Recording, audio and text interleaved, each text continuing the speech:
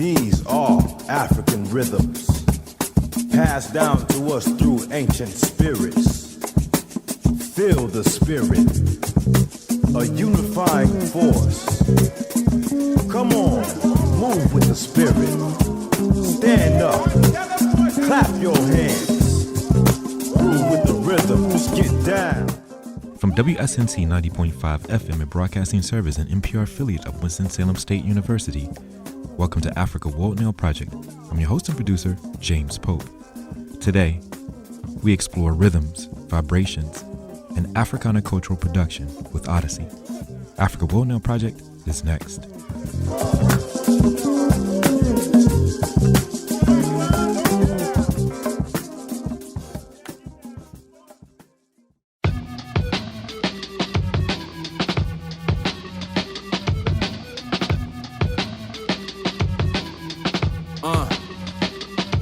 When George Bush took the oil from the soil, I was in front of the counter.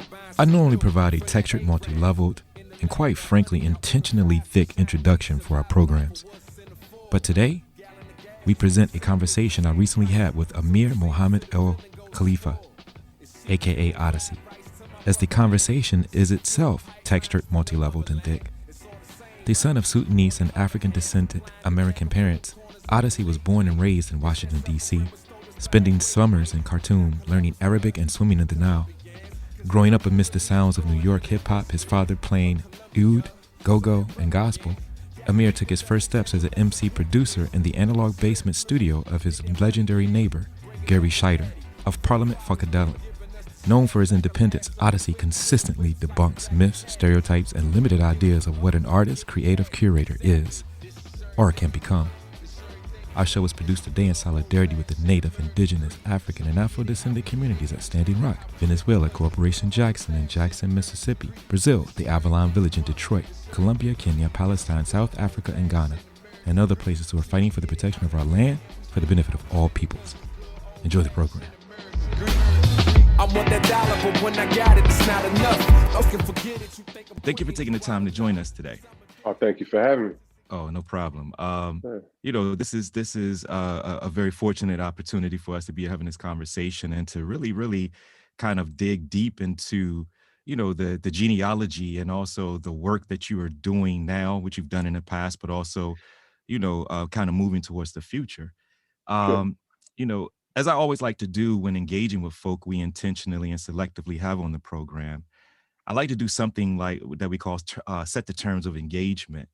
What I wanted to do with you today is to map the strands of thought, the material and non-material influences in your work, for folk to get a more deeper understanding of who you are, who you were, and also who you're becoming.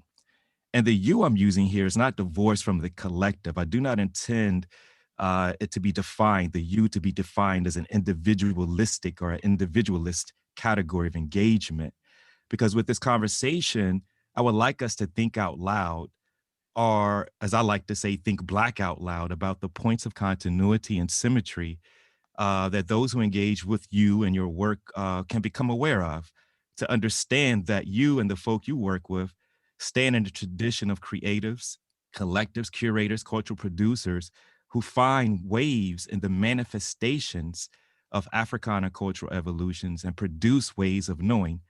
You're not just what I guess the industry or our society would call, to at least to me, as a rapper, right? A musician. That's not how I look at you. You're carrying on a genealogy of Don Cherry, Sun Ra, Alice Coltrane, John Coltrane, the Black Arts Movement, insurgent intellectuals who saw and see things most of us can't even see. You give it back to us in the rhythms. You are indeed an organizer of vibrations. And here I'm thinking Dilla. Right, I'm thinking, the long genealogy of folk who hear things and see things that we don't necessarily, others can't see. For those who are listening, this conversation is intended to create a global collective point of congruence for which we can move in any direction and find ourselves through your work, to create ways of thinking and being through your work or from your work, to become more aware of the connectivity between us all, to see clearly the polyrhythmicity of culture, politics, art, language, ways of knowing of the Africana world in your work, through your work. I'm not sure if you see the same way. I'm not sure if you even see yourself in this particular genealogy, but that's the reason why we wanted to have this conversation today. Cool.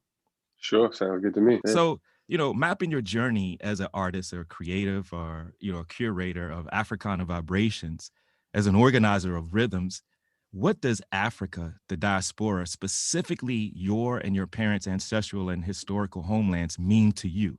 Everything. It means everything. It's the ingredients. It's one of the components that makes me who I am. It's one of the main ingredients in my existence, subconsciously, consciously, genetically, intellectually, um, historically, you know, uh, voluntarily imposed, everything. Um, Africa means all of those things to me. To dive deeper into that definition, my mother is African American. My mother is from Washington, D.C. She came there as a prisoner. Our ancestors did, you know. My father is Sudanese, and he came on a student visa. It was my mother's people who paved the way for my father's people to come, and I was born from those circumstances. And the music I listened to was born from those circumstances. The worlds that I simultaneously lived in were born from those circumstances. My parents divorced when I was very young, and I very much grew up in a bi-ethnic environment, multilingual, two different religions, two different out views of the world, and two different perspectives of self. And I grew up in between those two. So it is everything to me. So you talk about, these two aspects of self, right? These growing up in these two environments. What were some of the ways that you reconciled those worlds? Because again, you're standing in a long genealogy and you actually talked about the ancestral and historical presence or in that continuity. What were some of the specific influences that you can recall that help you find your voice as you were trying to reconcile, as you were reconciling these worlds, the languages, the religions, the forms of music, your environments? What are some of those things that you were doing that you can, that helped you kind of really helped you shape your voice? Sure. I think the main thing that helped me navigate my particular circumstances was asking a lot of questions and having parents that were happy to answer them. And if they couldn't answer them, they would find the answers for me. And that was instilled in me at a very young age. And then I was encouraged to go find the answers myself. And oftentimes their answers differed for the same questions, or their reactions differed to similar circumstances. And observing those reactions and listening to those answers helped me understand what I realize now as an adult was I used to tell people I kind of had an off switch and an on switch, and I was able to flick it on and off when I was over my mother's house or my father's house, or when I spent my summers in Sudan versus my school year in America. My dad would send me back between the ages of 6 and 8 years old. I never spent the summer in America. So I used to tell friends and family and people around me that I kind of had a switch of things that were not acceptable in the United States. I was fine with in Sudan, vice versa. When I now have the language for it, I was code switching.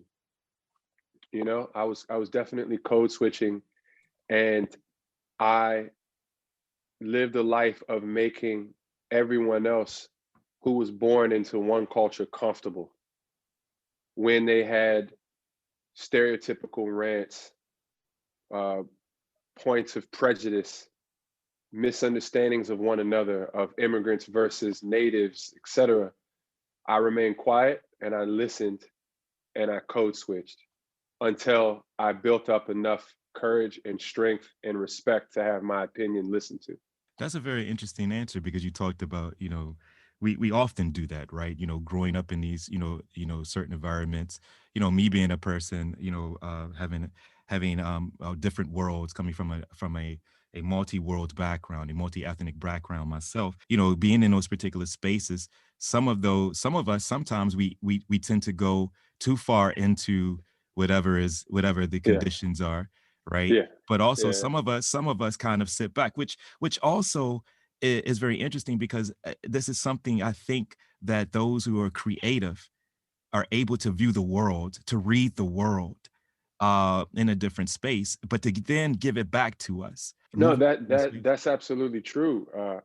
Those lessons taught me how to be a better business-minded artist, because I had years before I even considered music as an industry.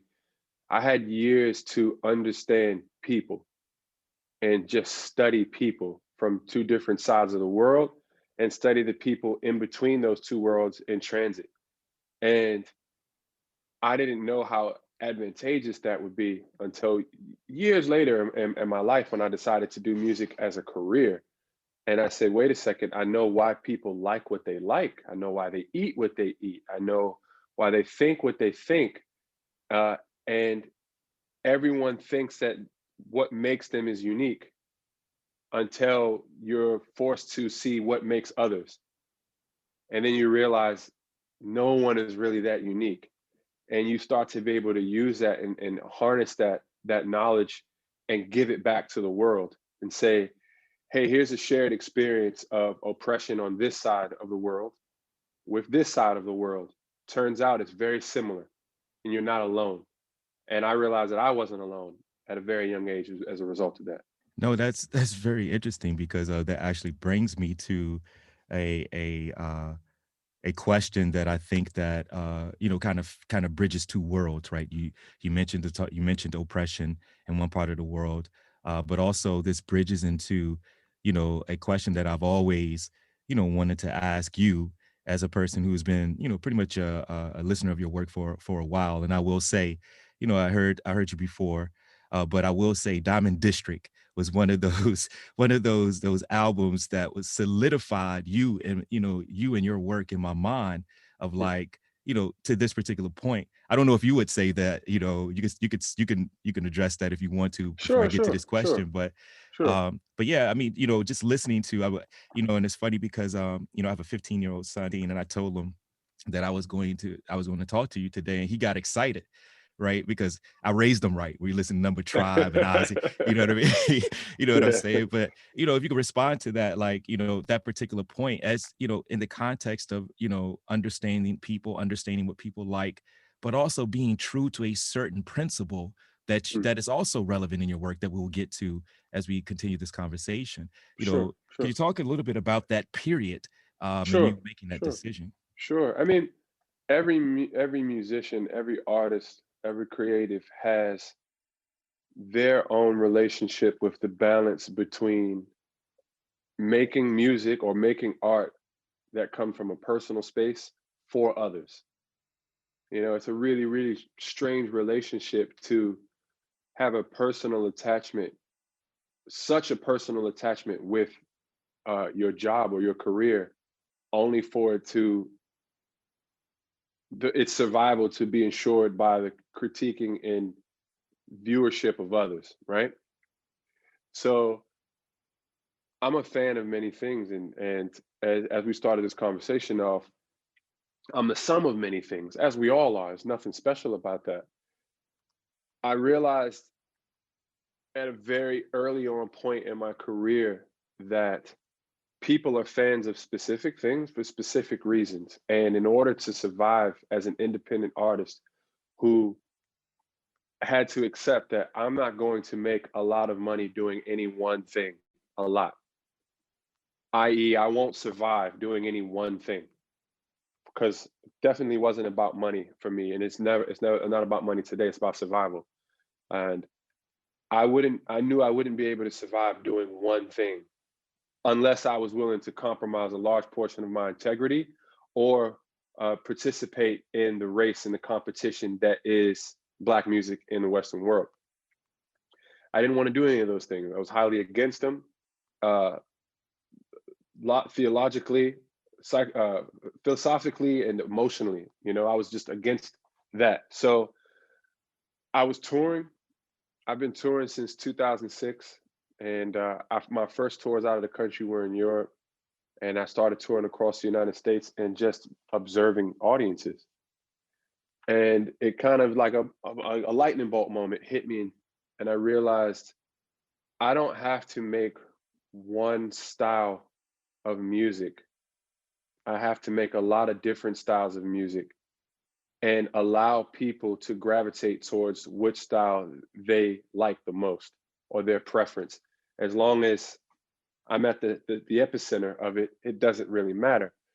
So I just had a good long conversation in the studio, sitting at my desk, and said, I like jazz, I like hip hop, I like funk, I like R&B, I like bossa nova, I like fusion, I like acid jazz, I like psychedelic rock, I like all of these things.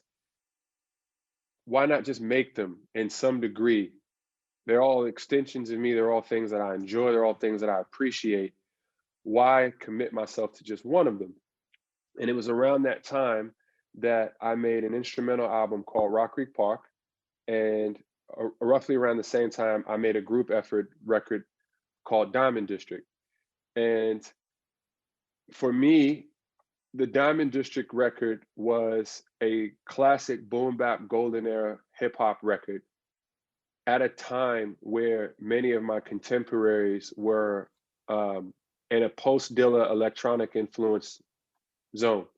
And I saw nothing wrong with that sound. I love Flying Lotus, I love Hudson Mohawk, etc.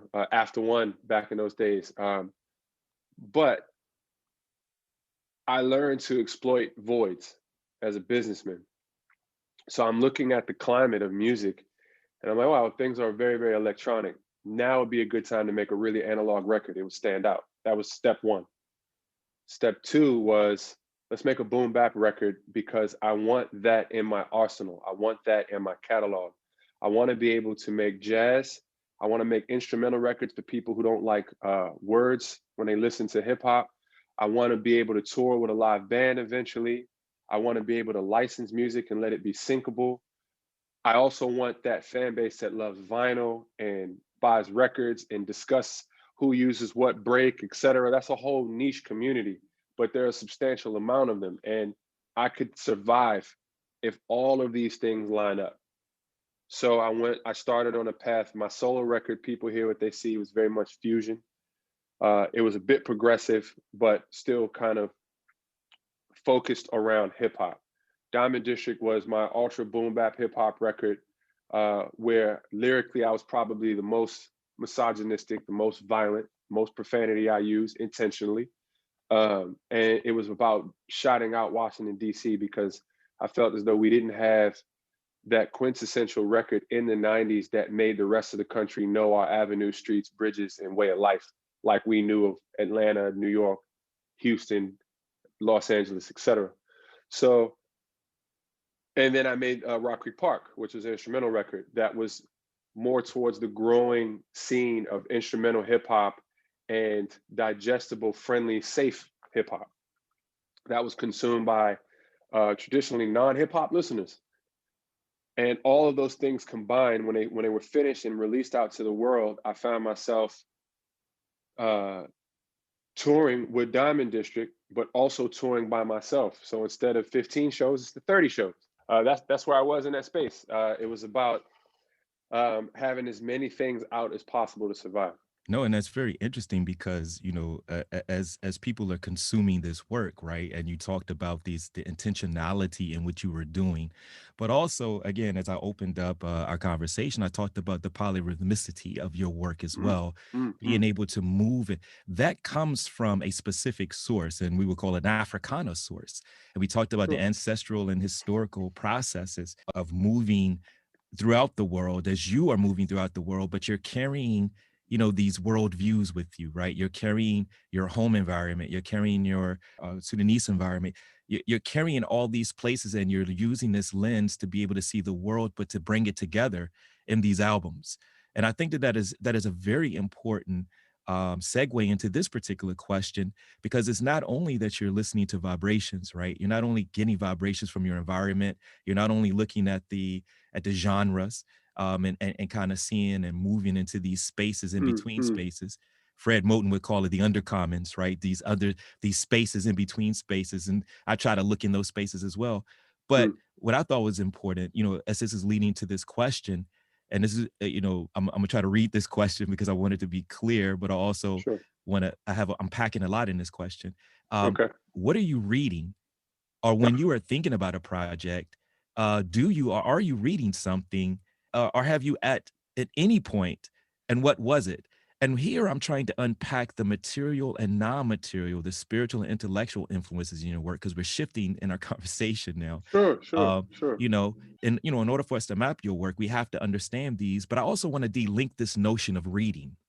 And here I'm drawing on Paulo Freire, the Brazilian activist, scholar, and thinker. And he wrote a piece called The Importance of the Act of Reading. And what he argues in this is that reading is not simply decoding the written word or written language, but rather anticipated by and extending into the knowledge of the world. He says reading the world precedes reading the word, but they have to be done together, right? Simultaneously, thinking and doing as a constant practice. Are you reading something? And again, not necessarily only in a literal word, but the world. Talk about that. Talk about that in the transitions of your work. Absolutely. I always take a journalistic approach to my writing style from the beginning. And the main thing I'm reading, and I'm constantly reading it, is the room. That room transforms itself from when I'm on stage. I'm reading the room the entire time. I'm usually on autopilot. My band and I, bless their hearts, we practice so much. I'm on autopilot on stage.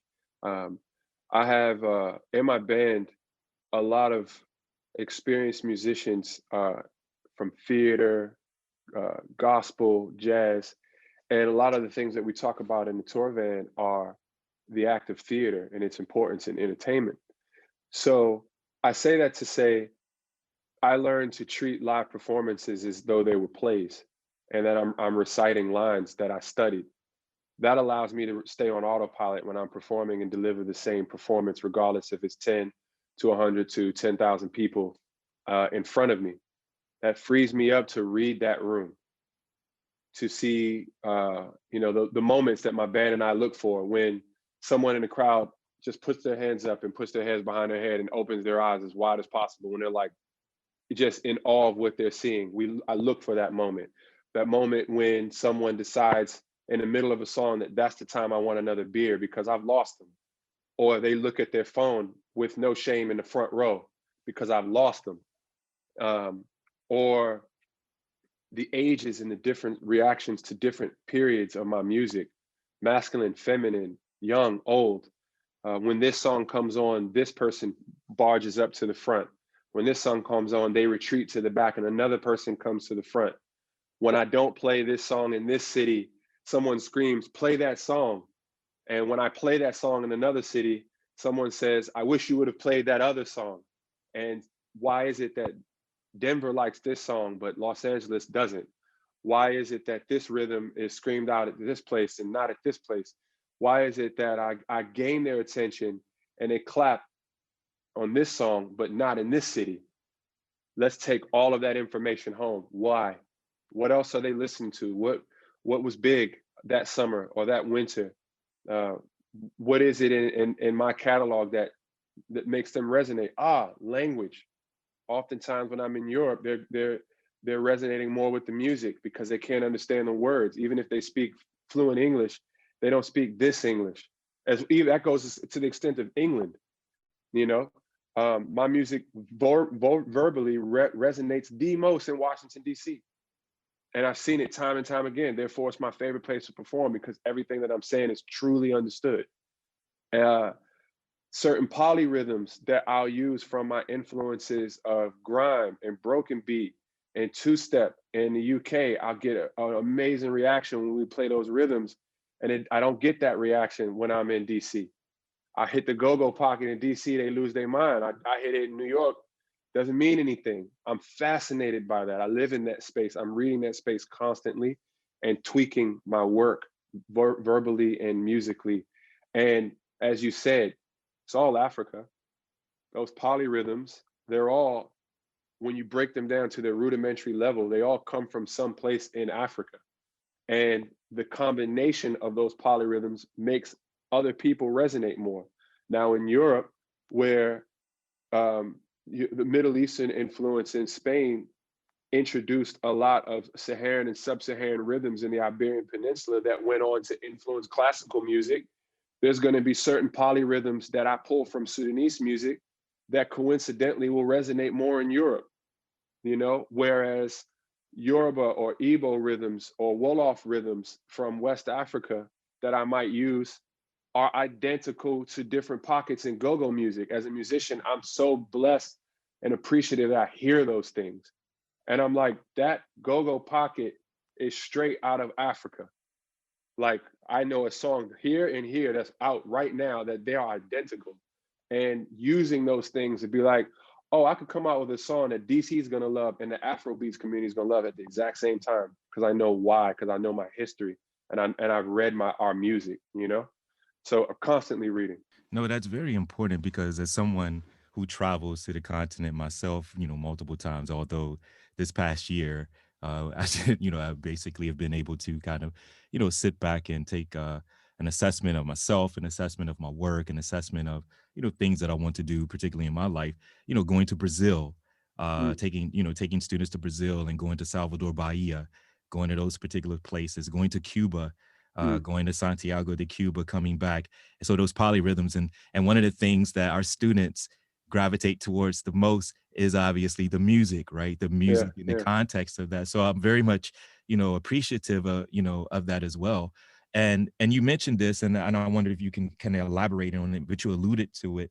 You alluded to some of the things that you're looking at when you're reading, you know, you're reading the room and you're listening to the vibrations. Are you listening to the way that the sonic vibrations are hitting folk, right? Because that's what we're talking about, universality and universal rhythms, and how Africa, a deep-rooted understanding of Africa, understood this, that it also can move the crowd, as we say in hip-hop, right? You know, being able to do that, right? So could you talk a little bit about, you know, what are some specific things? You talked about those polyrhythms, and you talked about the pocket and go-go.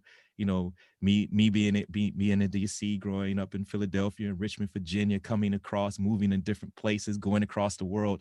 I see those continuities as well. What are some other things, if you can elaborate on that, because it's a very important point, I think, that you're hitting on here when you're talking about reading and reading it expansively. Sure. I mean, for better or for worse, we have a Western scale of music that was imposed on us, much like our language. The advantage of that is we all now speak to some degree similar musical languages as far as our emotional response to chord progressions and the placement and arrangement of notes. It's a more accurate universal language than English as a business language, you know? And reading those emotional responses to music is what I'm most interested in. Because when you can get someone to be emotionally connected to your music, you've created a fan. How can I get this music to make you conjure a memory, or even make a memory to this music, and then instill the association of this song with that memory? That means you and I now have a connection, and that's a lifelong connection. And those connections are fascinating, because doesn't even have to be the best music. It just has to be the song playing at the right time, at the right moment, and the person associating that song or that melody with that moment, and why. And watching audiences is it's amazing to see major and minor chords interact with people's feelings. And the best part is conversing with that audience after the show. You know, I sit out at my merch table until the last person's out the door, just talking to people. And they're like, thank you for this song or this song. I was here when I heard it.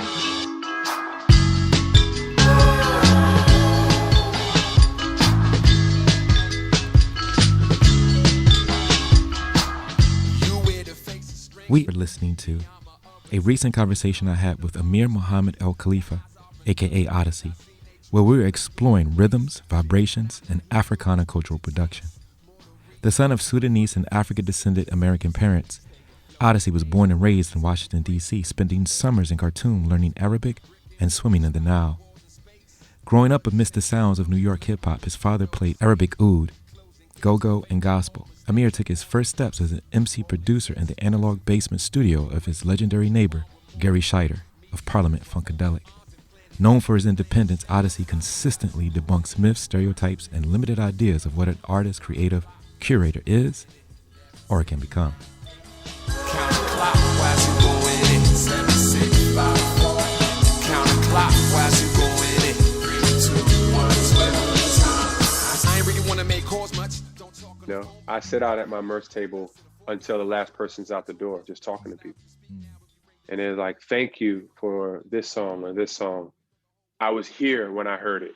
I was doing this when I heard it. I went back to that place. It got me through this period of time. It encouraged me to take this next step. And you have to be humbled by it and maintain your curiosity when you realize that some white German male was inspired to start a tech company when he heard the exact same song that an African-American soldier was listening to during a tour in Iraq that got him through his tour, that a Hispanic American was listening to when they were studying to take their final exams to pass to get their degree. All true stories, by the way, all the same song. And you have to realize how much you don't matter, because you didn't make that song for specifically any one of those spaces. You made it from a completely different place, but how it was interpreted and very different by very different people. You have to be humbled by that and remain curious in that. And that's what I'm always reading. I'm always trying to understand how people make emotional connections to music, because understanding that is the greatest source of inspiration for me to continue to want to make new songs from the same 12 notes over and over and over. That's dope, because I can't tell you how many times I wrote to your music. You know what I mean? You know, I play basketball to your music. Right. You know what I mean? You know what I mean? Yeah. So, you know, but you're right though. But also this is the reason why I wanted to have this conversation, because again, you're in this space, and I want people to understand that, again, you know, you are producing ways of knowing. Right, you're taking multiple, again, these polyrhythms, and rhythms are not just musical, but the rhythms of knowing, the ways of being, and introducing an Africana way of being, giving it to the world, and it's producing all of these different ways and different emotional responses. Right, that's something that's very important, but also it's in a tradition of Africana storytellers, right? Through music, through words, you know, and this is indeed the tradition within which hip hop was born and will always live, no matter the attempts to distort it. Do you have a purpose, or do you intend to do? You mentioned the emotional responses, but I'm trying to see if we can, you know, if there is an intentionality, because you mentioned intentionality in your choices of words and concepts and ideas. You know, what are some of vibrations? What is it that produce your choice of words? And I can't begin to tell you, and I'm sorry we're gonna have to do this, but I'm gonna have to give you one of your lyrics. You know, it's actually from No Reservations, No Reservations, and you start that out with, if I could make time, I would make nothing else.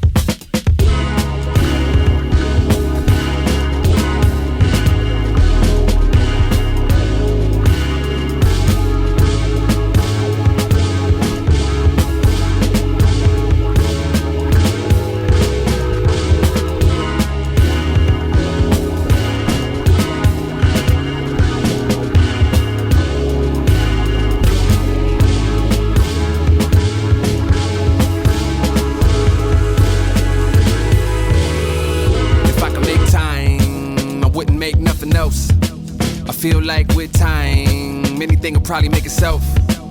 Evolution or incentive. I'm just trying to grow to the point that my I feel like with time, anything will probably make itself.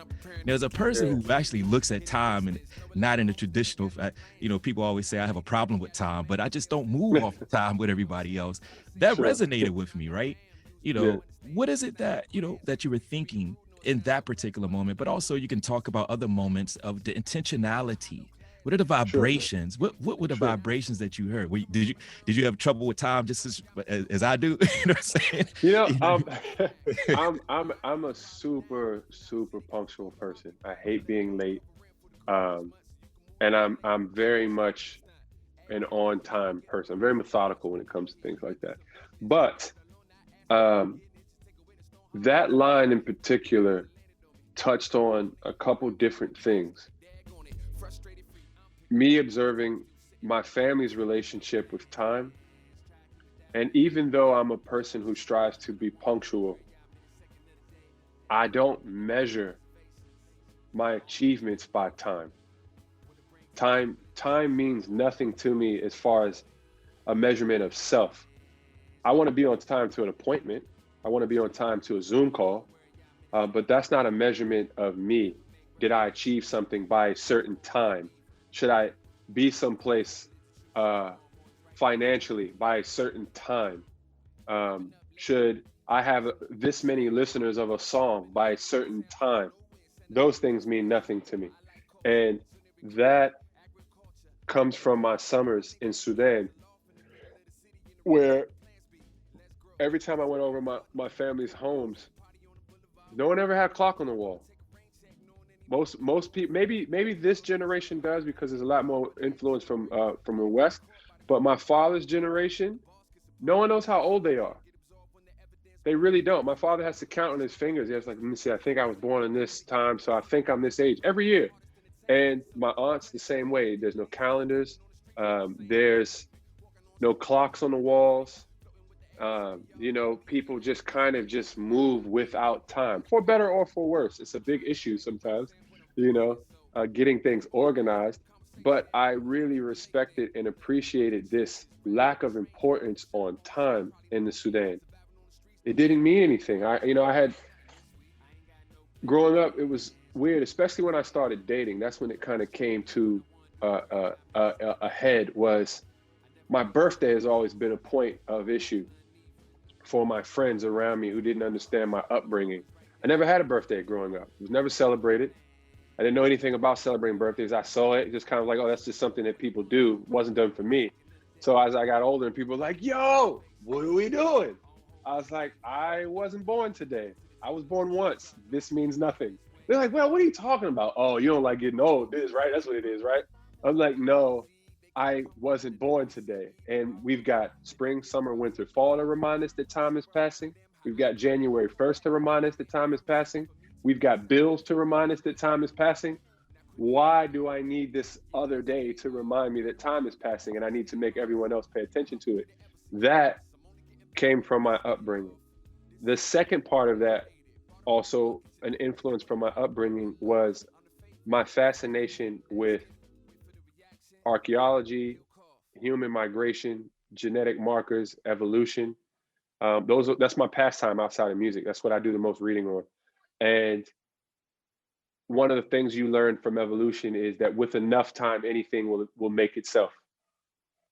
And that's such a beautiful thing, that anything that is necessary will create itself from nothing or transform itself from something else with enough time, if you just leave it alone. If America was to finally leave Black people alone, not help us, not aid us, not give us a handicap, just leave us alone, we would evolve a affluent culture and society with no help. We've done it within record time, years, like a couple years after slavery was abolished. That was undone when they saw how fast we were able to elect people to Senate, create Black Wall Streets throughout the country. But just leave us alone. Just leave it alone. It'll sort itself out. Doesn't even need any aid. Doesn't need your health programs. Doesn't need anything. Leave it alone. We will figure it out. Everything does. everything does when you just give it the freedom to be itself and evolve without that pressure. It will put pressure on itself. And that's what that line means to me, is that time is of any importance. And if you really grasp that, if you leave things alone long enough, the results will come. No, it's funny that you say that, and you mentioned relationships and all that particular stuff, and time. I share that same Yeah. perspective. You know what I mean? Because it arrests being able to see things in between spaces, right? It Mm-hmm. arrests being able to create something in record time. If you just leave it alone, then Yeah. things will move in a direction Yeah. that they're supposed to move into. Which, and you mentioned this also, you mentioned memory, before you talked about an emotional response to your work and linked to memory. And also memory is linked to a freedom principle that is divorced of time, meaning that, we think about the Black arts movement, the progenitors of the movements argue that Black arts must be created for the liberation of Black people, that must be connected to community, to the collective. And so here I'm throwing in a lot of things and I'm tying in a lot of things that you kind of said, and folk can go back and listen to it to kind of see where the conversation is going, because there is some organization to this chaos in this, Sure. but also, you mentioned this concept of time, this concept of liberation. Where do you see, or how do you see the Black arts movement, or what does it mean to you in the context of the work that you're doing and the argument that the Black artists were making, a Black arts movement were making, that art must be created for the liberation of Black folk, of Black people? What does that mean to you? Sure. That's a difficult question for me to answer, because from what perspective of Blackness is it that needs liberation?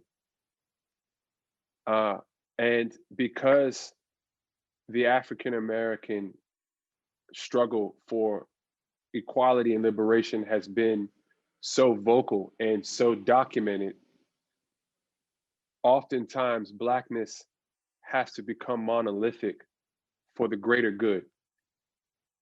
And this is something that, being from PG County, being African American, being half African and half African American, you start to realize that for the greater good of Black progression, we have to almost be culturally monolithic.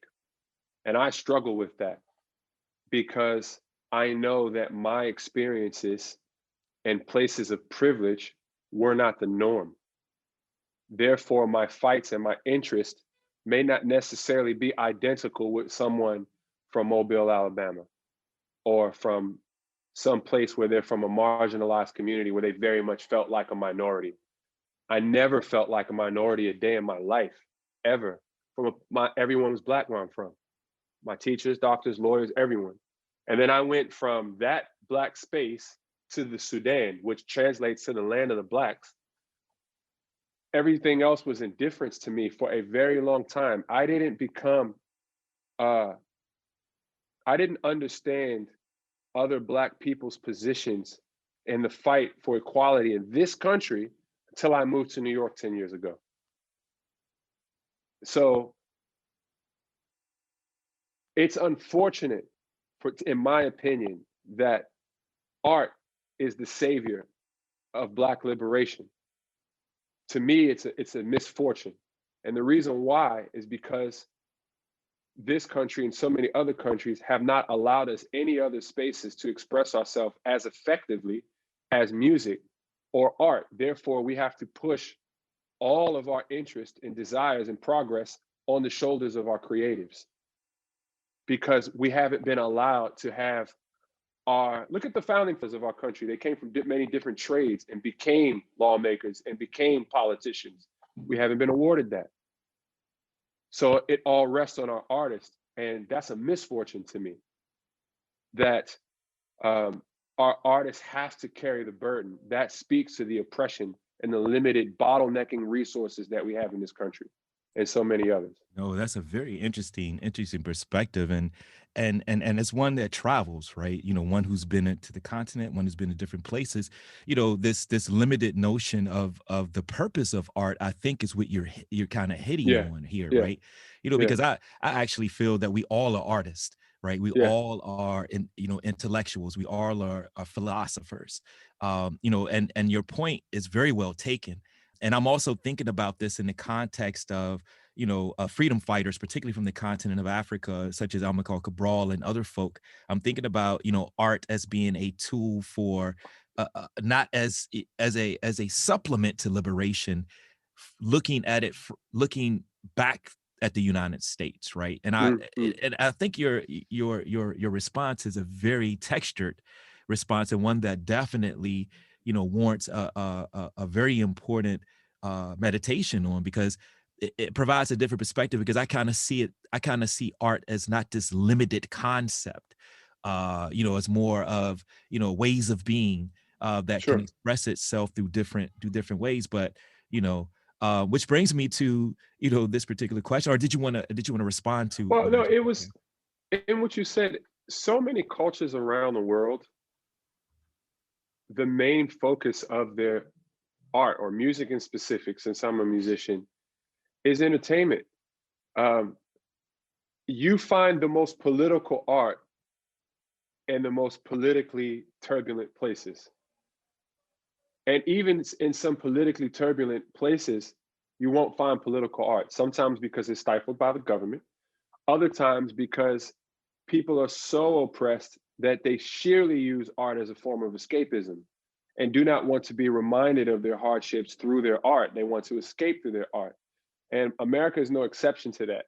We've managed to have a balance between art that educates and entertains, that is to root us in reality and for us to escape, surely by the nature of blues and it being in the fabric of our music to have sorrow and hardship be entertaining, you know?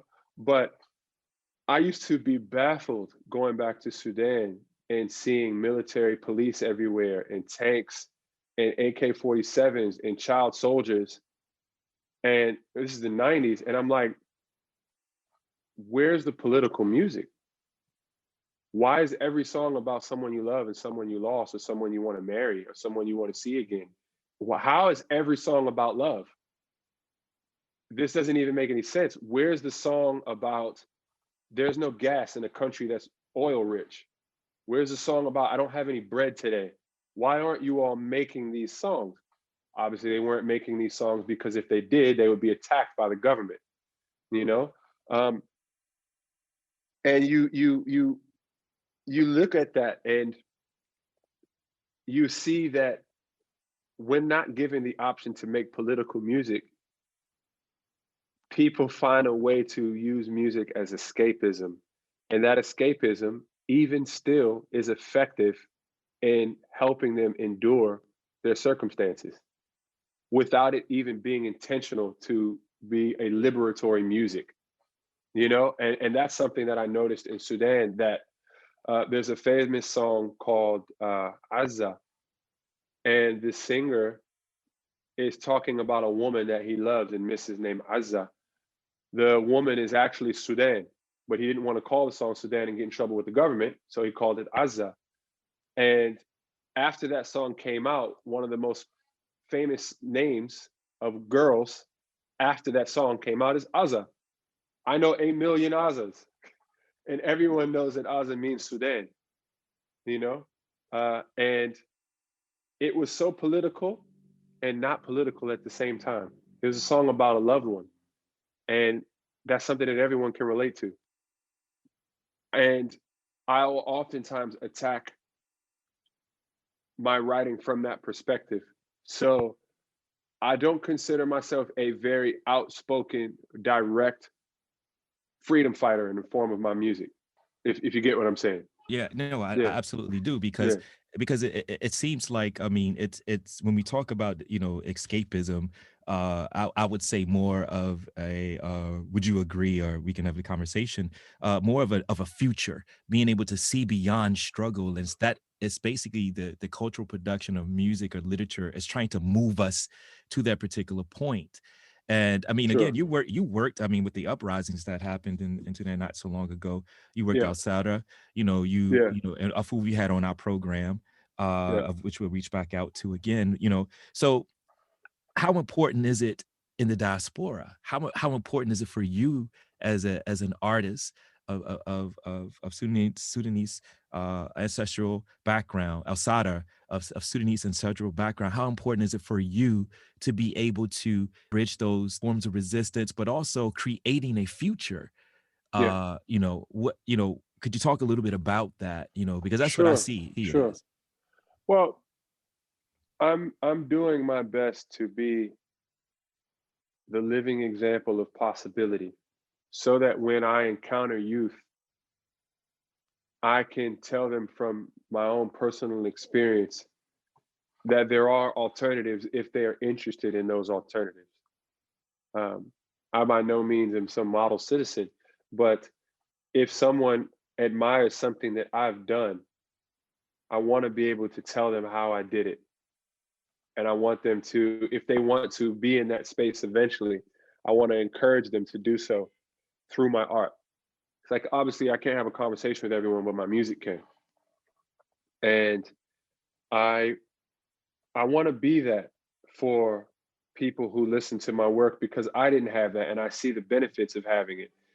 Being, there weren't any examples of Sudanese musicians who rap for me to say I can go against the wishes of my parents.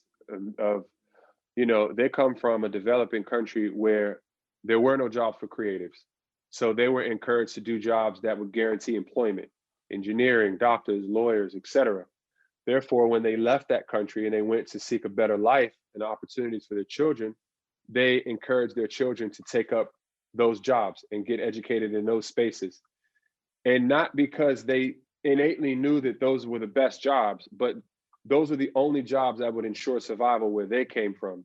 Lo and behold, they come to this new country where there are new opportunities that they can't see. They can't see that I can make a living being a graphic designer, because there was no living being a graphic designer where they come from.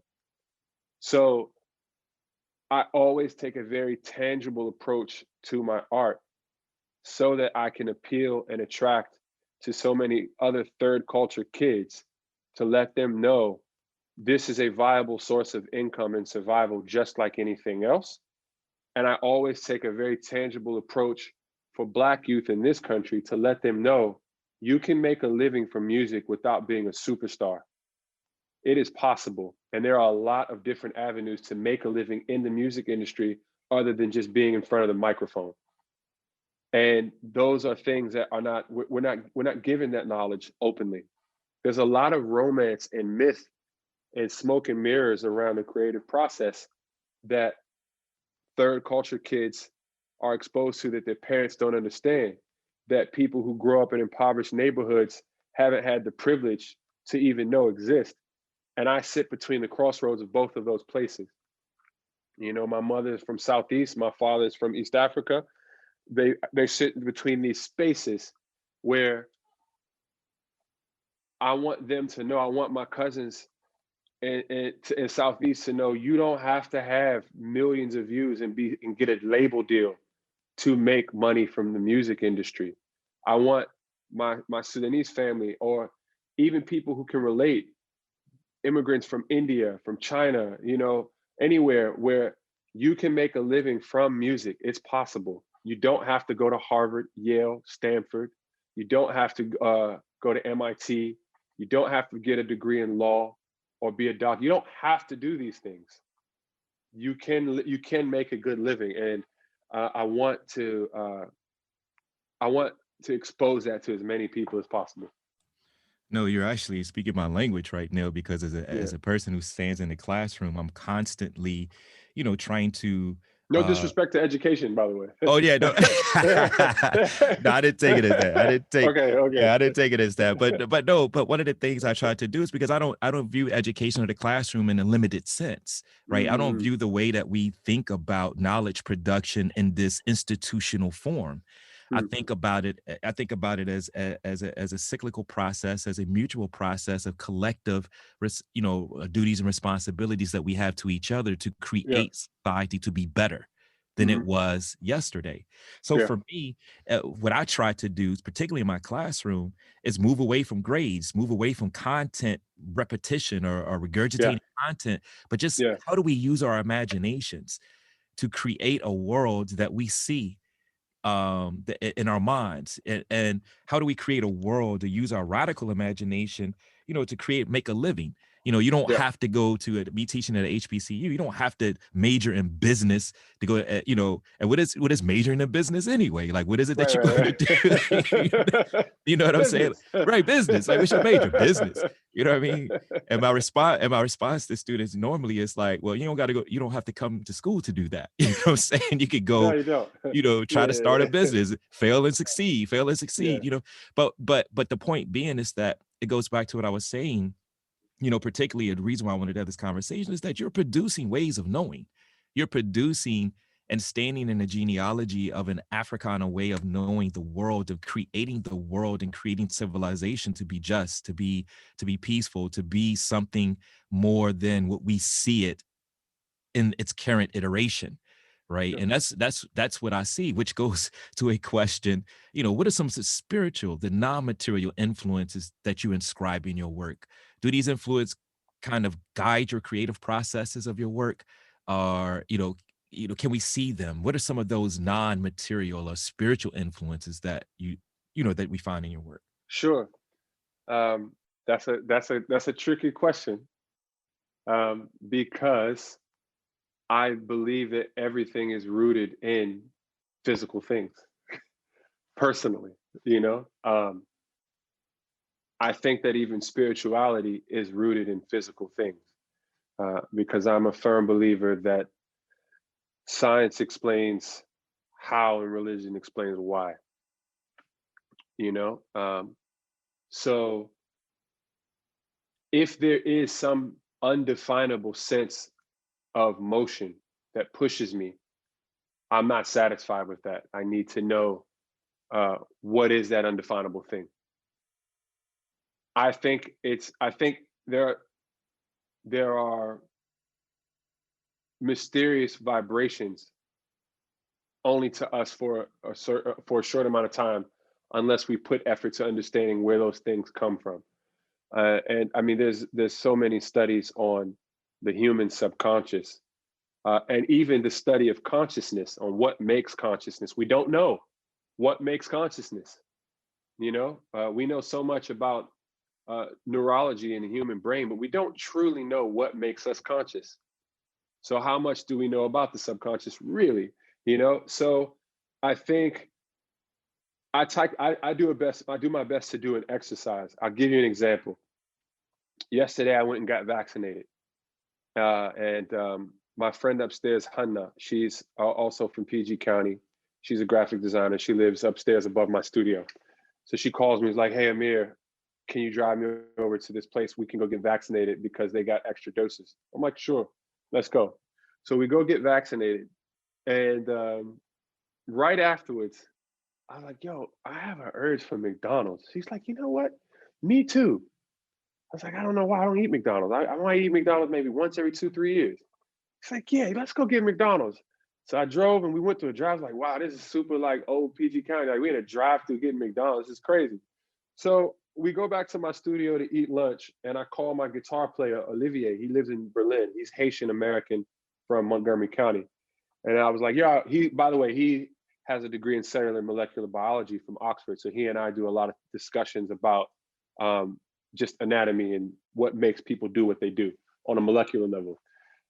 So I called him and I said, funniest thing, I went and got an injection and got vaccinated, and I craved McDonald's. He's like, you know why, right? And I'm thinking there's a mystery, something mysterious. And I was like, why?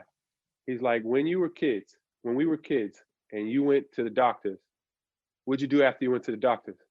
I was like, my dad and my mom would take me to McDonald's. Oh, shit. Oh my God. Right? He's like, me too. And then Hannah was like mid French fry. She was like, me too. Yeah. I don't know if you did that. I don't know if your parents like rewarded you after you went and got a shot. Yeah. We got not necessarily McDonald's, but Right. rewarded nonetheless. Yeah. No, Right. absolutely. You gotta, right. So I don't know, for a lot of foreign parents, McDonald's was the pinnacle of, Yes. you know. Yeah, So absolutely. Yeah. No. Hannah's Ethiopian, I'm half Sudanese, and Olivier's Haitian. We all share that experience of today we go to McDonald's. Right. No, I get you. So, No, I would. so, I would. To be honest, it was Wendy's for us. It was Wendy's. Okay. So mystery solved. It was my point of that story. There was no mystery. That was 20 years of subconscious programming. You know, no mystery. And now I know the exact reason why I wanted McDonald's after I went and got vaccinated. But so many of us stop at the craving and never question any further. And then we allow mystery to become reality. I myself personally, I don't root my logic in that. If that makes sense. No, it makes perfect sense, man. Because one of the things, and and also, just to give you, we would only go to for those Frosties and fries. Mm-hmm. That was our reward. It was nothing else. It was just like, well, we want to get the Frosty. A number sugar. It was number sugar. So my dad knew what he was doing, right? To get our mind off of what he just did. What he just put us through, right? Yeah. We get that Frosty, man. Right, get that Frosty. I don't know if you're going to get vaccinated or if you have. Yeah. But if you do and you go get a Frosty, you know why now. I know why. No mystery. Yeah, no mystery.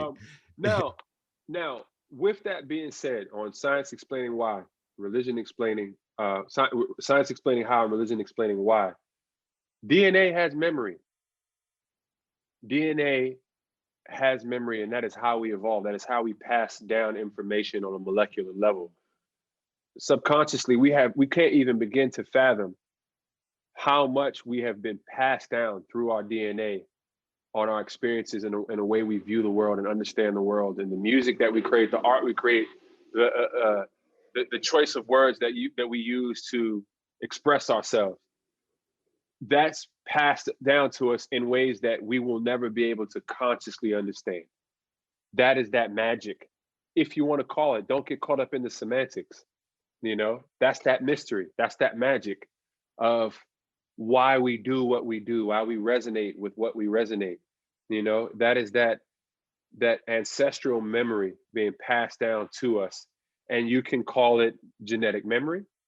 You can call it magic. You can call it mystery. You can call it essence. Don't be a prude or snob and get caught up in the science of it, or don't be a complete mystic and say that there's no scientific explanation for it. Somewhere in between, we're all right. We're all saying the exact same things, and I definitely feel a connection on a genetic level to the rhythm and the music and the use of language to tell stories and to fight with words and to create tones and music and rhythms that are transient and put you in another place and make you have an outer body experience.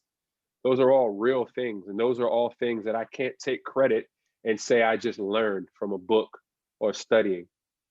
They were given to me, No, absolutely. Because what you're explaining is the thing that, I try to do in my work is how actually I study how critical consciousness forms. That's one of the things that I spend all of my time in that space, because what we're actually really talking about too is that in African indigenous knowledge system, there's no separation between material and non-material worlds. No, right? There's no separation. Yeah, right. Exactly. When you were saying when you started out that this was a tricky question, I was like, absolutely, and I appreciate, I appreciate your answer, because what you just described is that we've talked about in multiple other programs on this particular platform is how do we, because interestingly enough, is because that's what I'm interested in. Is that knowing, that search for that knowing, something that John Coltrane was searching for. Sure. Right? that It could knowing. drive you crazy. Yeah, absolutely. You know, you can go down some rabbit holes and You go can get back dark. out. Yeah. Yeah. For sure. Because if you start figuring out that there's specific reasons for your behavior, and then some of your behavior is positive or negative, that can be, it can be like, oh wow, Yeah. you know, and we're all susceptible to those things. With carbon-based life forms, we are governed by the laws of the universe, you know. So yeah, that is one of the main reasons why I don't separate the spiritual realm from the real reality, so to speak. It's all interpretation, and it's all governed by the same principles. Mhm. Stardust, you know. Yeah, no, 100%. I Yeah, mean, it's funny that you say that your pastime, because I spend my time, you know, studying physics, yeah. studying, string theory, studying, those types Okay. of things and how they relate, how they relate to us as being humans, and talk about stardust and ancestral Yeah, memory. You're yeah. absolutely right, because a lot of addictive behaviors that this capitalist system exploits, this racial capitalist system exploits, those addictive behaviors are based upon how we deal with different stresses Yeah, that are passed down from generation to generation through our memory, ancestral memory, and biological exactly. gene Yeah, genetics, I should say. yeah. So no, that was, Well, I mean, yeah, no, this is the part of the conversation that I would like, we got to, that I'm like, yo, this is, and you can see that through the work. You can see that through what you're trying to sure. do with the sonic vibrations in your work. This is it. And those are those things that are both positive and negative that we pass down uh, through just living, you know. I I remember wondering as a kid why birds were scared of me.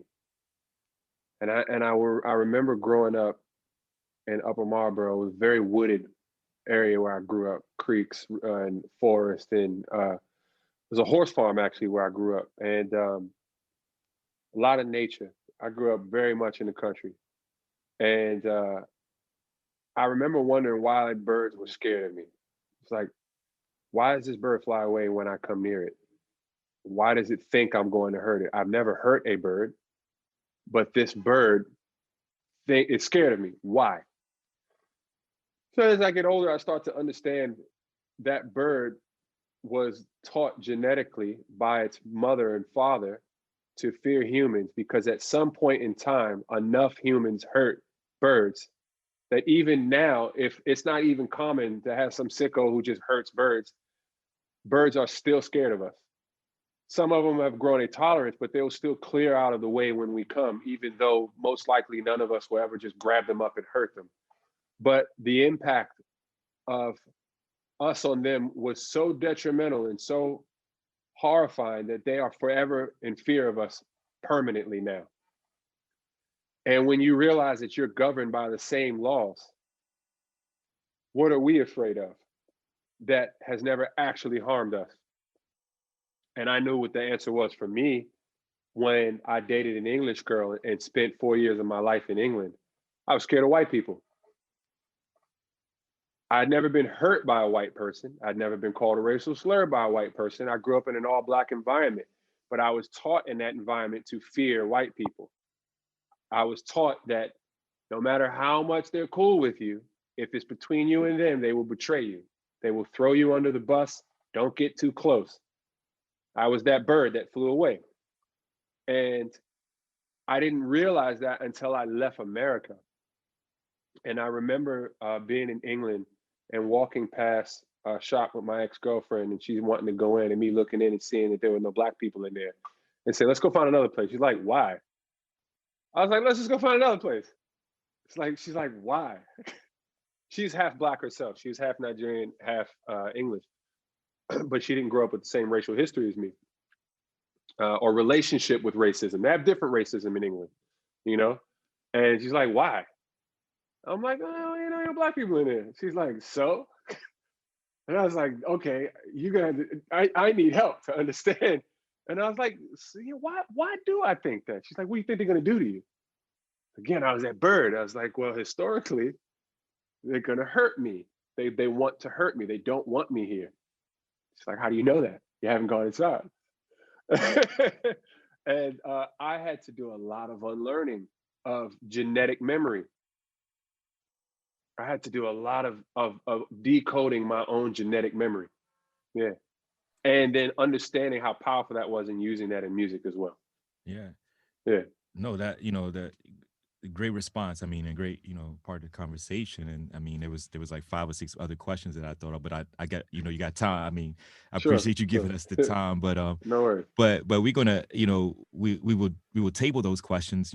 Hopefully we can, pick back up on, this a little bit later, because we want to kind of end this, and we want to end this on kind of encapsulating this entire conversation that we had, and also picking off of the unlearning that you had to do in that particular context, but also the unlearning that you had to do in other contexts in your life. Where do you see your work moving? And what does an African future or an Afro future look like from your perspective? Sure. Yeah. Absolutely. Absolutely. An Afro future, from my perspective, looks like an equal participant in the progression of the human race. Not a Black participant, but a participant. And we're closer than we've ever been before. It took a long time for the drum to come home in Black music. It took a really long about approach of walking out of Africa tens of thousands of years ago and evolving into so many things it was unrecognizable to his parents. It took the transatlantic slave trade bringing us to North and South America and interacting with those new variants of Blackness that evolved in Europe and Asia and becoming an amalgamation. It took that amalgamation being exported around the world and influencing its places of its origins. And then it took its origin to digest that amalgamation and talk back to us. And then we're at that moment that we are right now, where African music left Africa and became blues and jazz and funk. And then that funk influenced the likes of a Fela Kuti, where he then made Afro beats. And then Bob Marley makes reggae. And then those influences influence modern Afrobeat. And then modern Afrobeat influences modern Black American music. And then we have a Drake. And we have a truly Pan-African experience in music, where because of the large diaspora of Caribbean people and West Africans in Toronto and in America and Atlanta and Texas and in the UK, we are all listening to each other at the exact same time now. So that Bali funk in Brazil and that house music in South Africa and that Afro beats in the UK, and even to the effect of how beautiful it is living in New York and me living in England for 4 years and seeing dub and reggae become grime and dubstep coming from reggae. And then that grime music being exported to New York and becoming New York drill. And the polyrhythms in grime are straight out of Nigeria. Is the main rhythm of grime, is the main rhythm of drill, is the main rhythm of West African music, is the main rhythm of Afro-Cuban music, is the main rhythm of Afro-Brazilian music. And it goes by my studio and I hear that and I'm like, wow, it's full circle.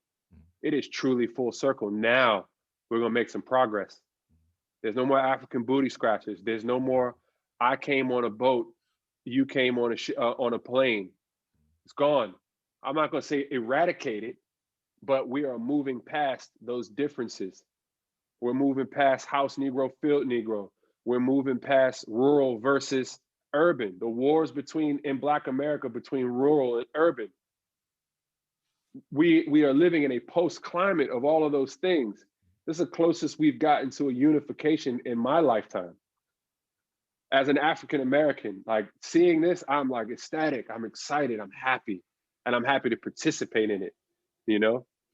No, man, that was a great. I mean, and even the those battles between rural and suburban. That's a Yeah. whole conversation on its own, man. You know what I mean?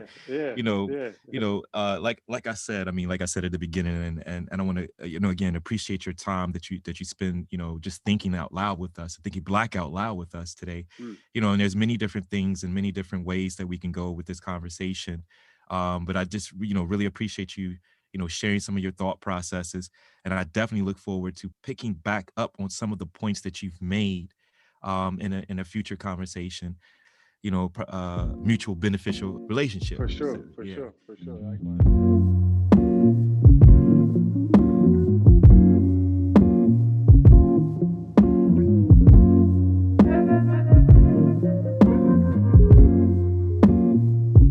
We don't make the mistakes that we used to. They've been replaced by something useful, but I'm still strange. That's it for Africa World Now Project for this week. I would like to thank you for joining us today and look forward to spending time with you next week. We could be reached through all your regular social media platforms.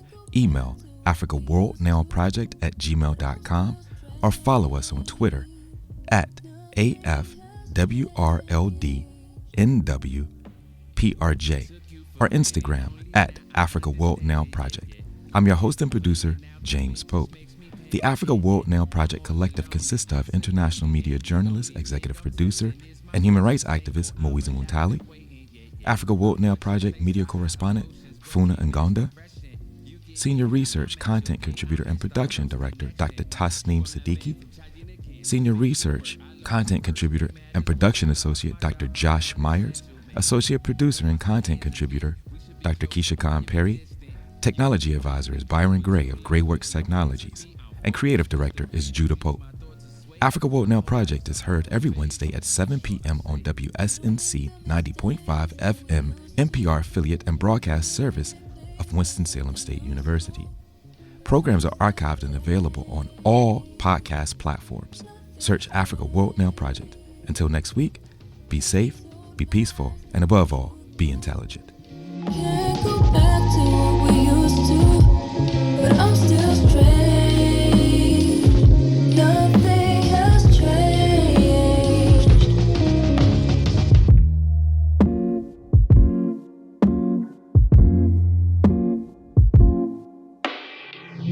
I'm at a loss, thought I was better off than other people. I could go jogging, all that I want, I can't run away from me though. Am I evil or ignorant? Out of my mind or tenements. Want it back the way it was, never back me with benefits. I'm letting go of my ego and replace it with something that's generous. We should go chase after happiness, some believe that this should come with the membership. Found out that freedom was limited, said we equal, not the truth we pretend it is. Could it be something lethal? Can't lose it, yeah I need you. Fighting for you on the front lines, when we get through it we gon' reform.